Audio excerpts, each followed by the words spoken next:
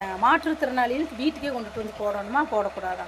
வீட்டுக்கே போட சொல்லி ஆர்டர் போட்டிருக்காங்கல்ல. இவங்க மாற்றுத்திறனாளி நான் தான் லைனில் நின்று தான் வாங்குறேன் இப்போ வரைக்கும். வீட்டுக்கு வந்து போட மாட்டாங்களாமா. அது வந்து எல்லாருமே வீட்டில் மாற்றுத்திறனாளியாக இருந்தால் தான் போடுவாங்களா? எல்லாரும் மாற்றுத்திறனாளியாக இருக்கிறதுக்கு எப்படி இருப்பாங்க? யாரோ ஒருத்தர் இருந்தாலும் போடுறதுக்கு தான் அவர் சொன்னது. ஆனால் வந்து மாற்றுத்திறனாளிக்கு வீட்டுக்கு கொண்டு போட மாட்டாங்களாமா. நீங்கள் தான் வந்து வாங்கிக்கணும். வீட்டில் நீங்கள் உங்களுக்கு போக மீதி இறக்குறவங்கெல்லாம் நல்லா தானே இருக்கிறாங்க, வந்து வாங்குங்கங்கிறாங்க. இது என்ன நியாயம்? நீங்களே சொல்லுங்கள். அப்புறம் என்னத்துக்கு இந்த அறிக்கை விட்டது, இந்த ஆர்டர் போட்டது? அவர் வேலை இல்லாமையே போட்டு விட்டாரு. வீட்டில் எல்லாரும் மாற்றுத்திறனாளியாக இருந்தால் தான் போடணுங்கிறத ஆர்டர் சொன்னாங்களா?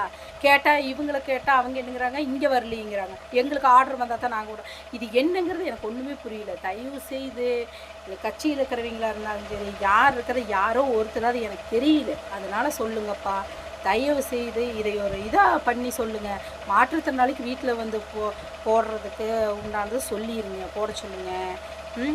இதெல்லாம் நீங்கள் மக்கள் பார்த்துட்ருக்கிறவங்க யாராவது இருந்தால் இது கொஞ்சம் மேம்படுத்தி சொல்லுங்கள், சரியா?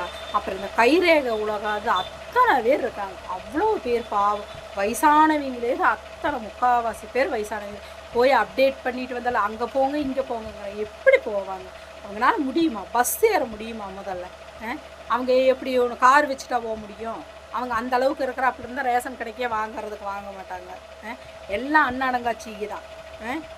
அவங்களும் வயசானவங்க வர்றாங்க, வாங்குறது வந்தாலும் இப்படி போட்டு. ஆனால் இந்த டார்ச்சரெல்லாம் பண்ணக்கூடாது, இப்படியெல்லாம் பண்ணக்கூடாது. ரொம்ப மன அழுத்தமாயிரும்.